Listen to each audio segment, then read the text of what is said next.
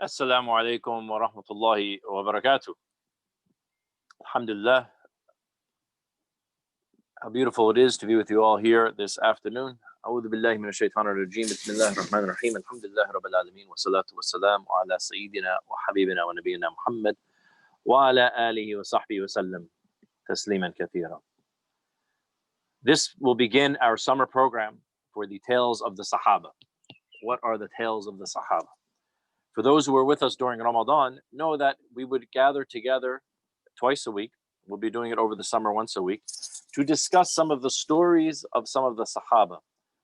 And we had different speakers who would be addressing us on those stories.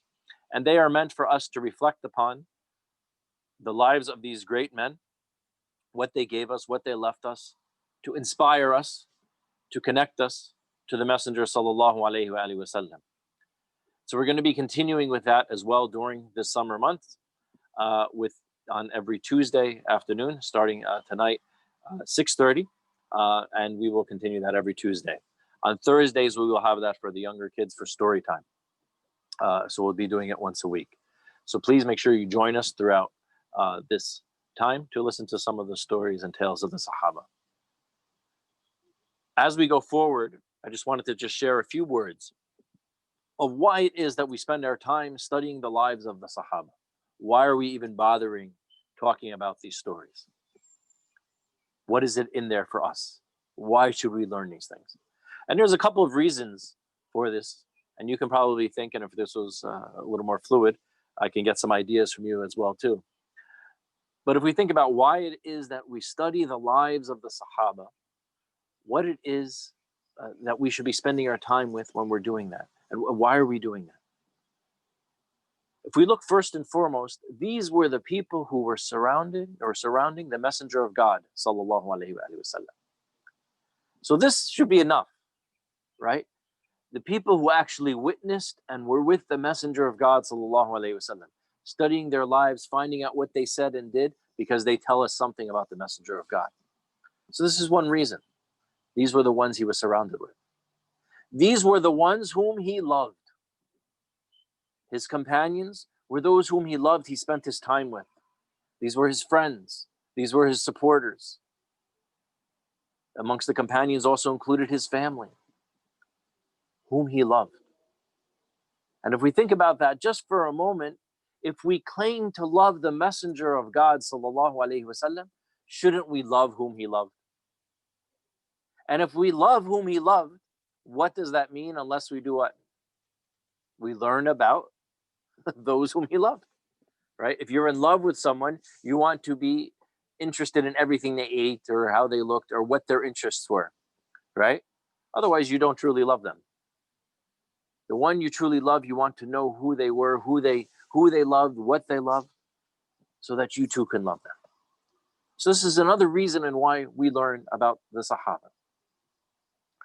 Another reason, and very important reason, that we learn about the Sahaba and we learn about these tales and why we study these tales is because we see through them how it is possible for a person to reform, to change what they were, to become something else in the hands of the Messenger of God, sallallahu alaihi wasallam, in his teachings, how he applied his teachings. It gives us that opportunity to see how that can take place. Many of the Sahaba who became the greatest of all men in history, many did not begin so great. So that's why it's important to see also where they began, where they started. Because it was through the hands and the guidance of the Messenger sallallahu alaihi wasallam that they became who they were. And so we learn from these characteristics that they had that were bad, how he transformed those into characteristics that were good. And those characteristics that were good, he transformed those into characteristics that were even better. So it's important to learn the way of the Prophet ﷺ, how he interacted with people, his teachings, how they came out in playing in the real world, in transforming lives.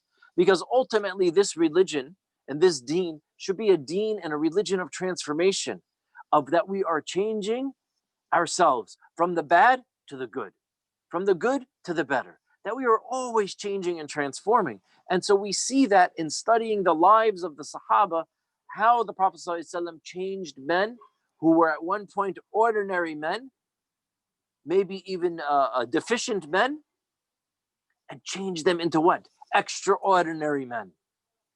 Amazing individuals. So another reason in which we learn the stories of the Sahaba. Another reason that we learn is that we owe so much to them.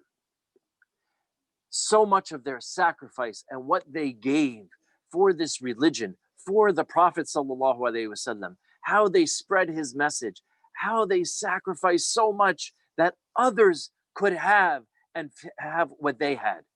They had the messenger, they wanted to share him with the world, and they did.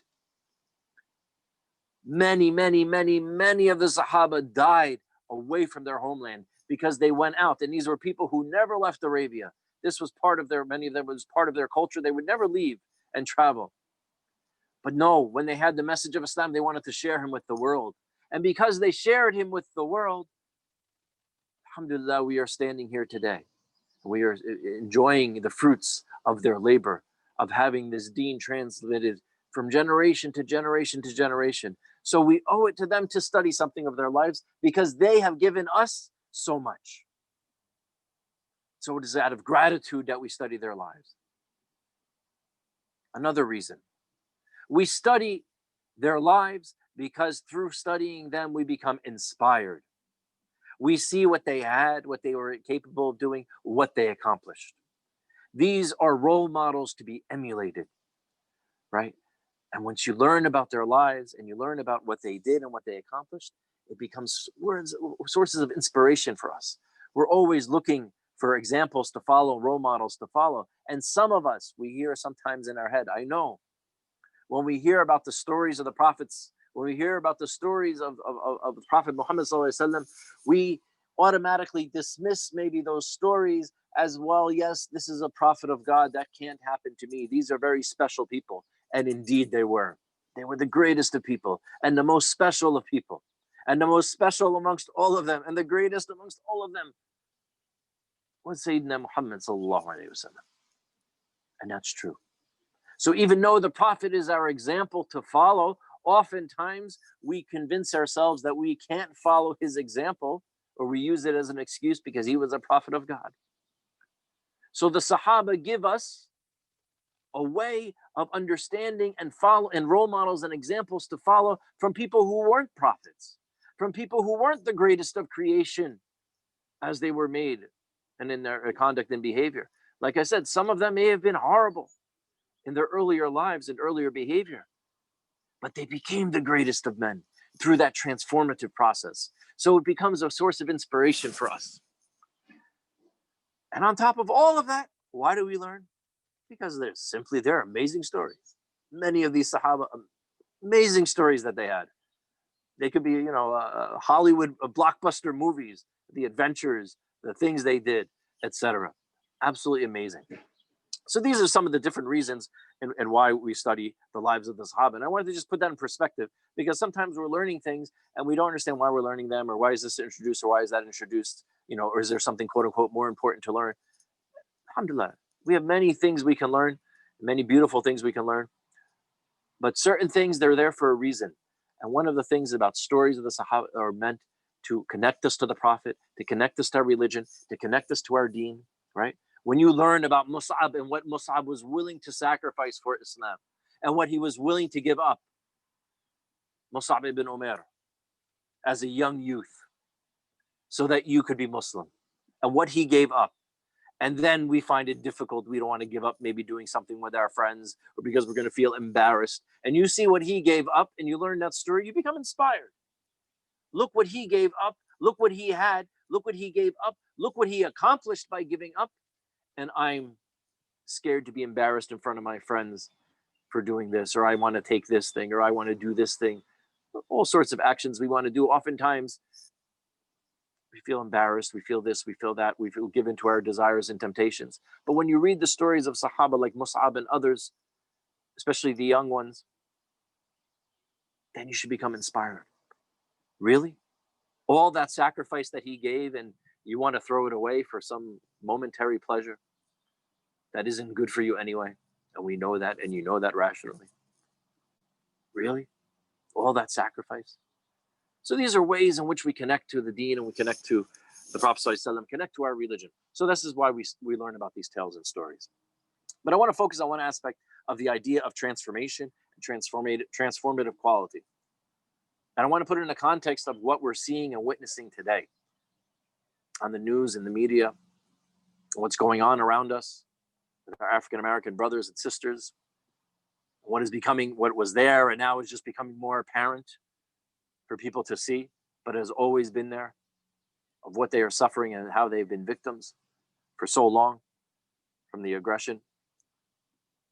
And we're seeing the explosion of what has been covered or tried to be covered for many years, but it's nothing new in the African American community. This has been going on for generations. But I want you just to look at this, what people are experiencing and expressing themselves, and how sometimes maybe we come with understandings, or we come with certain perspectives, or we come with certain teachings because of how we're raised and how we're brought up. Maybe and how we're influenced by our society or our parents or our friends. And somehow we feel that just because we have those within us, we're unable to change those. And this is where it is so important to look at the lives of the Sahaba. Because they had things in them. They were living in a society in which they were taught things that they had to let go of in order to become great people. In other words, just merely because they had these ideas and this is who they quote unquote were, didn't mean they had to continue to have them. But they had the power, and the Prophet ﷺ showed them how to capitalize on the power inside them that Allah Ta'ala gave them to change and to transform. But it requires an element of sincerity and honesty. So when we look to, for example, this idea of race, this is nothing new. This is nothing new. In terms of people feeling they are better than someone else. Not based on anything you've done, but you feel you are better than someone else merely because of what you're made of. That's it. That's fundamentally what racism is when you feel you are better than someone else based upon your makeup, which you had no choice in. We didn't choose what color we were born. We didn't choose our parents. We didn't choose any of that. We didn't choose what country we're from, whether ethnicity, none of that. And we're taking that as the measure of why we are better than someone else. Something we had no choice in, that Allah Ta'ala has given us, has put us in that place. And then we're using that to measure and think we're better than others. It's foolish already to start thinking you're better than others, but how even more foolish when it's something you didn't even choose. This isn't somebody who says, I am better than so-and-so because I worked hard, I did this, I worked in school, I earned a lot of money, I did this, that's why I'm better, which is foolish, obviously. But at least the person did something in which he's measuring why he's better than someone else. But racism is so foolish or so bereft of any type of logic and thought. You are basing why you are better than someone else based upon something you had no choice and no effort in doing, just about your mere composition. And this is why it is such a sick and dangerous disease, more than other diseases in many ways, because it is tied to a satanic quality. In one sense, the first racist was in fact Satan, Iblis. Because Satan, Iblis said what to Adam? I am better than you, not based on anything that Iblis did. But he is saying that I am better than you because I am made of fire and you, Adam, are made of clay.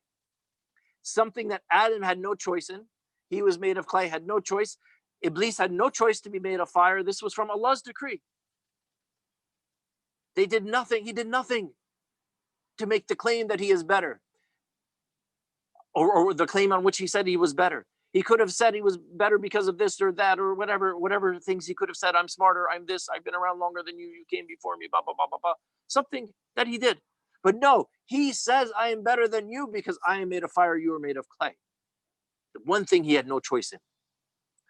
This is why racism is in fact, is beyond arrogance. It's beyond thinking better than other people. It's actually satanic. It's a satanic quality. So when you adopt racist ideas, or people have those racist ideas, it's actually from the devil himself.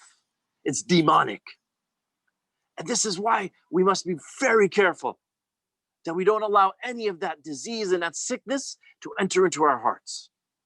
But we live in a society and in a culture and in a time in which we are inundated with images and teachings that sometimes things seep in.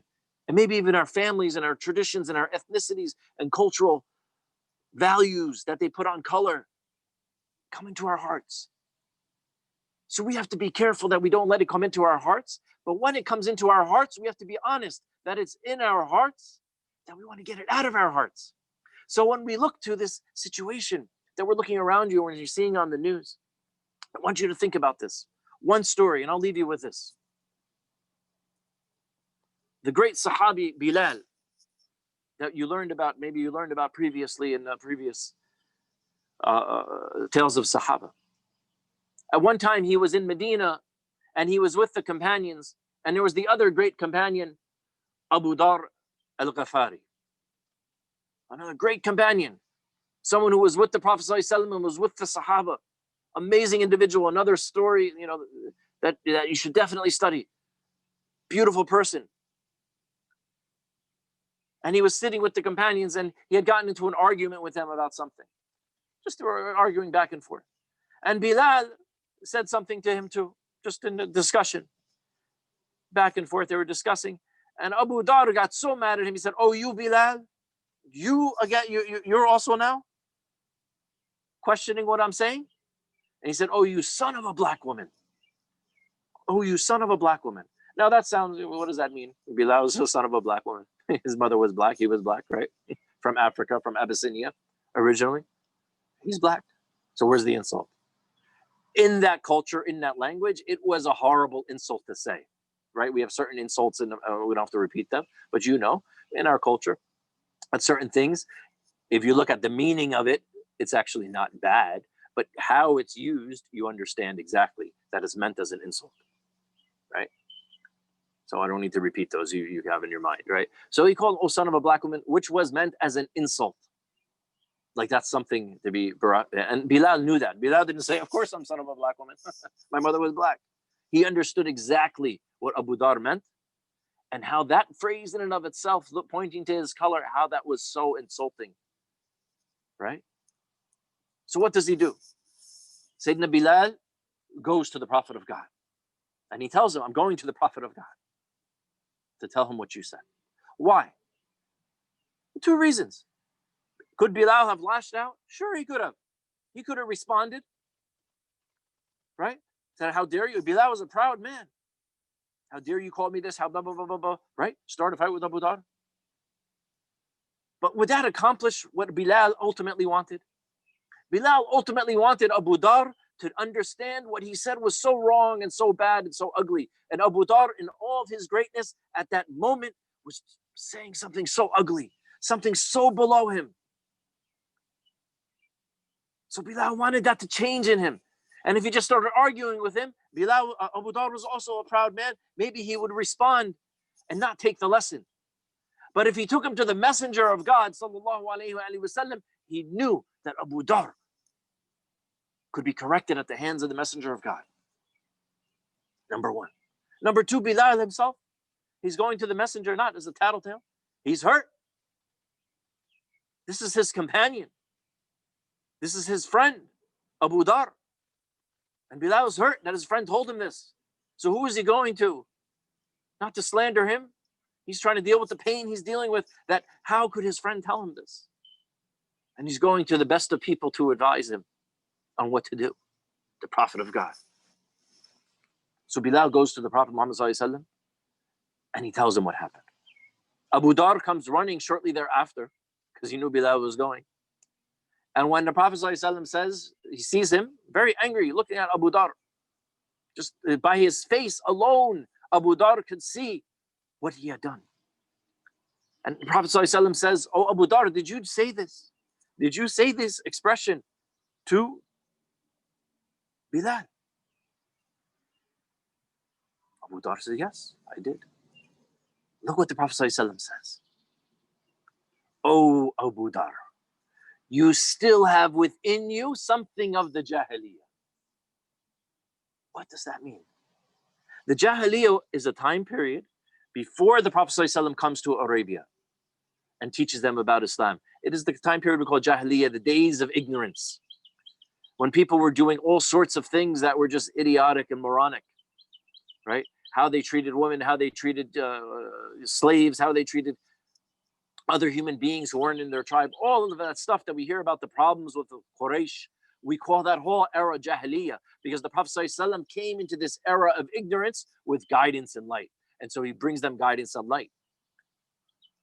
But Jahiliyyah is also what the Prophet ﷺ is pointing to. It's also a mentality of thinking. You still have some Jahiliyyah in you. It doesn't mean you have the past in you. He means those teachings from the past, those problematic ideas which you were brought up with, Abu Dhar, which Sayyidina Umar was brought up with all of the Sahaba were brought up in that time of Jahiliyyah. Those ideas and thoughts and cultural norms, some of them were very problematic. He's saying you still have some of those elements within you. What does Abu Dhar do? Abu Dhar immediately realizes his mistake. And this is the sincerity of the Sahaba. He realizes his mistake and how grievous a crime he had said. You're looking at these words, but for Abu Dhar to have the disappointment of the messenger of God and something you've done or said, that's all he had to know for him to change. But the Prophet ﷺ didn't tell him, Abu Dhar, you're corrupt, you're this. No, but you still had traces of what? What you were brought up with. In other words, Abu Dhar, get rid of it. Get rid of it. You still have traces.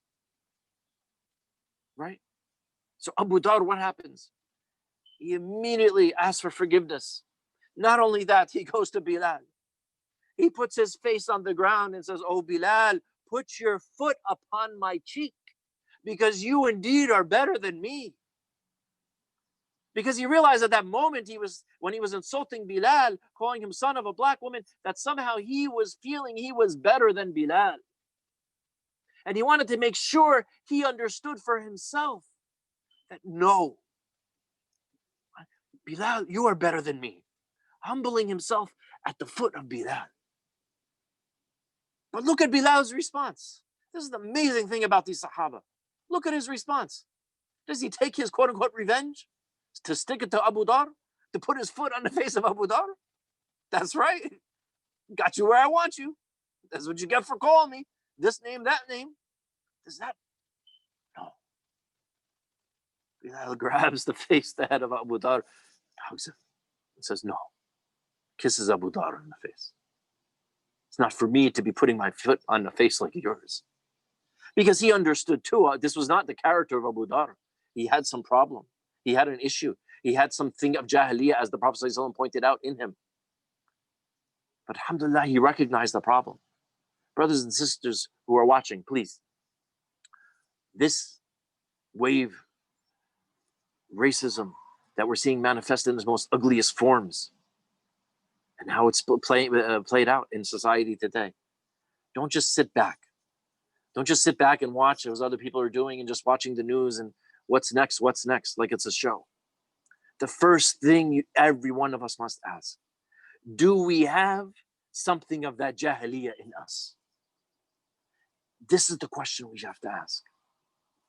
In our interactions with people of other races or cultures or ethnicities, is there stuff we have ingested from our schooling, from our friends, from our television watching, from our movies, whatever it is, from our readings, from even our parents and their relatives and their cultural norms that maybe they brought here, which are Jahiliyyah, some of them, are from that same ignorance that the Prophet ﷺ was speaking about Abu Dhar about.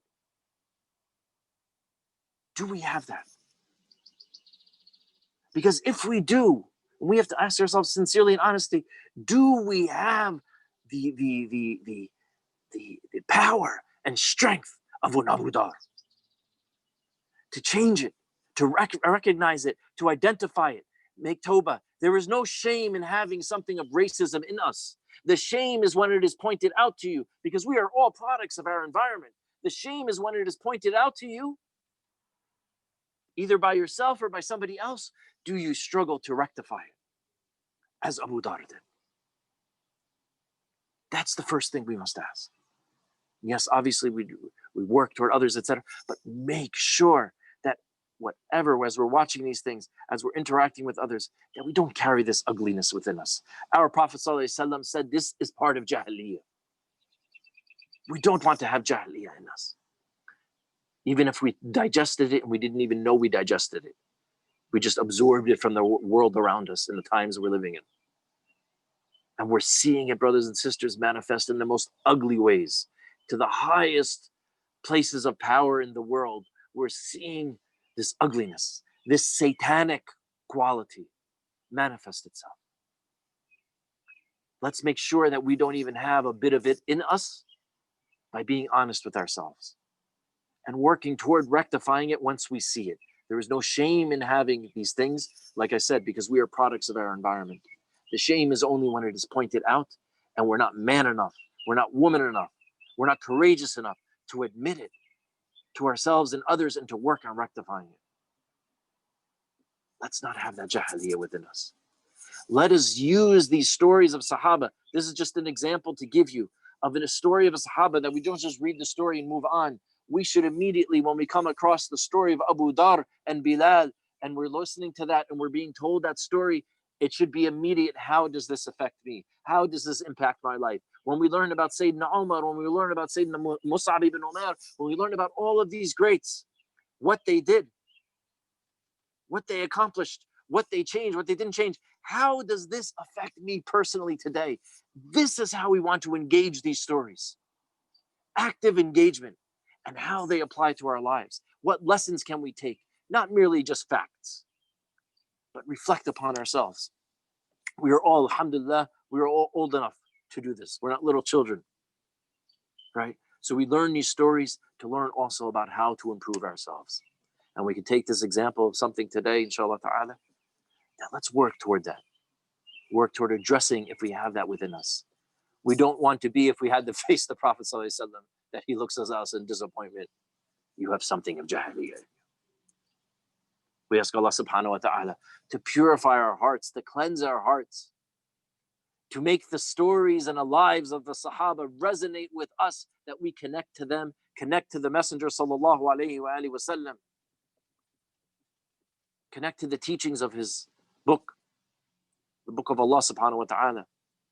We ask Allah subhanahu wa ta'ala to purify us from these illnesses and diseases, but to make the Sahaba and the stories ways in which we connect to them, ways in which we connect to ourselves, ways in which we understand ourselves, ways in which we connect to the Prophet ﷺ.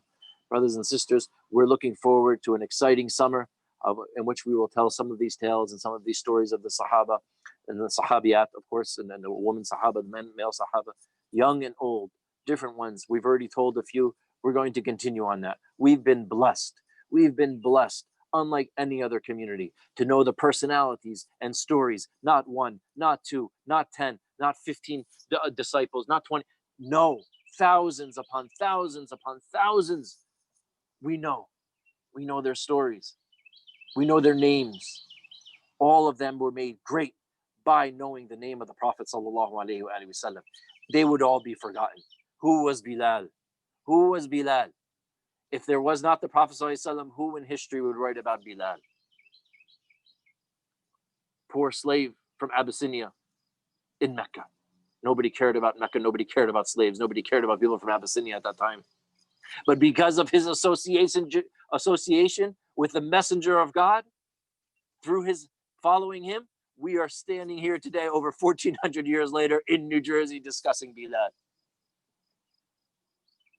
That through our contact and our connection, and we should never forget this, they became great through their connection to the Messenger of God. We will become great and remembered through our connection to the Messenger of God.